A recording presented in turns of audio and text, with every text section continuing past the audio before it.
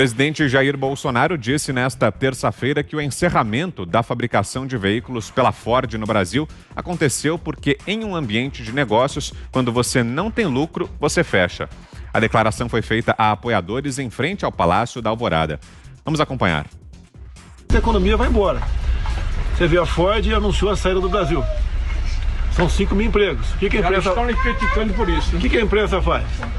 A capa do Globo, né? Falta de ambiente de negócio, Ford sai do Brasil.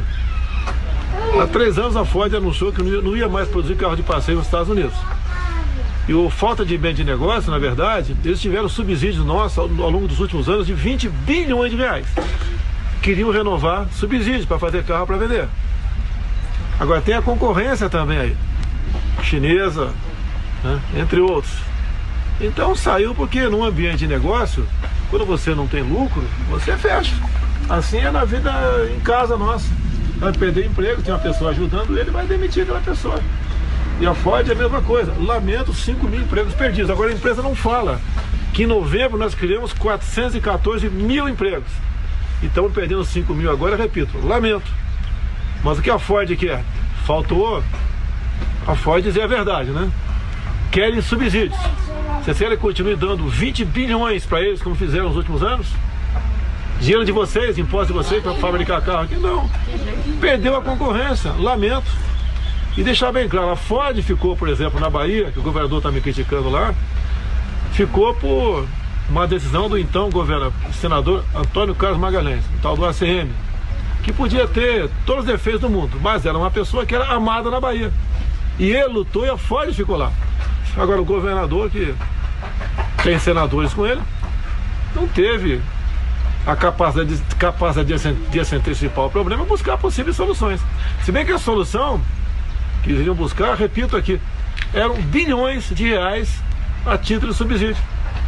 E a imprensa agora desce a lei em cima de mim porque eu devia não evitar a perda de 5 mil empregos. Repito, lamento 5 mil empregos perdidos, que quem é chefe de família perde emprego sabe o problema que causa para dentro de casa. Agora, negócio é negócio. Deu lucro, o cara fica aqui. Não deu lucro, o cara não produz mais aquilo, fecha. Ontem, o Ministério da Economia lamentou a decisão anunciada na segunda-feira pela Ford de fechar suas fábricas no Brasil. Em nota divulgada no fim do dia, a pasta afirmou que a decisão da montadora destoa da forte recuperação observada na maioria dos setores da indústria no país, muitos já registrando resultados superiores ao período pré-crise.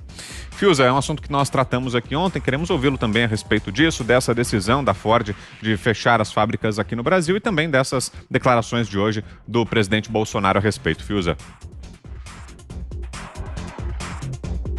Aí certamente tem um bastidor com uma série de questões que a gente não vai alcançar inteiramente aqui. Agora, o que eu acho curioso é que esse assunto é discutido como se não houvesse pandemia, como se não tivesse um ano quase de pandemia. É curioso, né, que o assunto da pandemia, para alguns temas, ele desaparece. Então, o fato desse contexto que vai sendo esquecido de maneira estranha é que o setor automotivo, assim como vários outros, foi atingido seriamente por uma decisão que é absurda, que não salvou a vida de ninguém, que é praticamente se interditar sociedades.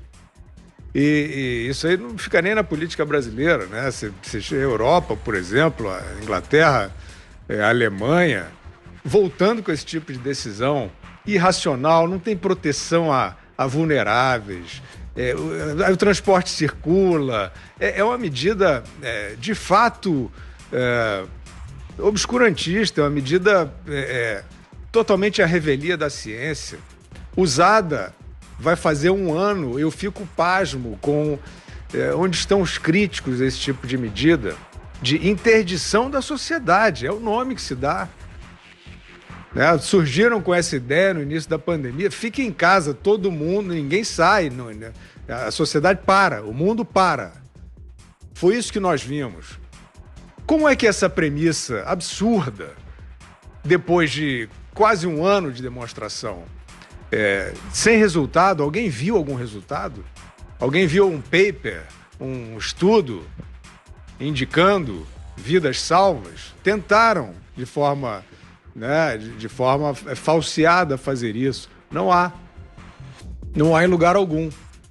Então, isso é renúncia de medidas sanitárias que poderiam ser muito mais eficazes, atingindo as pessoas que realmente podem morrer, podem vir a morrer e que já morreram. Cancelaram isso tudo por conta de outros propósitos que a gente não consegue alcançar. Não consegue alcançar. São propósitos bons, eles não são. Decentes, eles não são. Né? Mas são propósitos devastadores. E essa devastação, ela atinge diversas cadeias de produção. Você não tranca sociedades impunemente. Então qual é a resposta? É oba-oba, todo mundo aglomerado? Evidentemente que não, mas é evidente que os patrulheiros de plantão estão sempre esperando a espreita, eles vivem a espreita ali atrás da porta, eles estão amando esse negócio. No Zoom, né?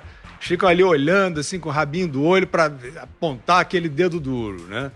E dizer, tá propondo, não sei o que lá. Não, meus queridos, a sociedade tem que funcionar. Vocês não mostraram em quase um ano como é que faz para a sociedade parar de funcionar e não falir como sociedade. Agora, tem que funcionar sob rigorosos protocolos, que parte deles são sabidos e que as sociedades deveriam ousar colocar em prática em todos os setores da vida. E não ousaram. Como é que tem um ônibus cheio? Como é que vocês falam aí de empatia e não dão um pio sobre o ônibus cheio, sobre o metrô cheio, sobre fila para receber auxílio emergencial? Né? Então, é irracional. Eu estou dando de novo esse panorama porque o ataque, quer dizer, a gente tem o setor automotivo, se eu não me engano, em torno de 30% de ociosidade no Brasil, no momento.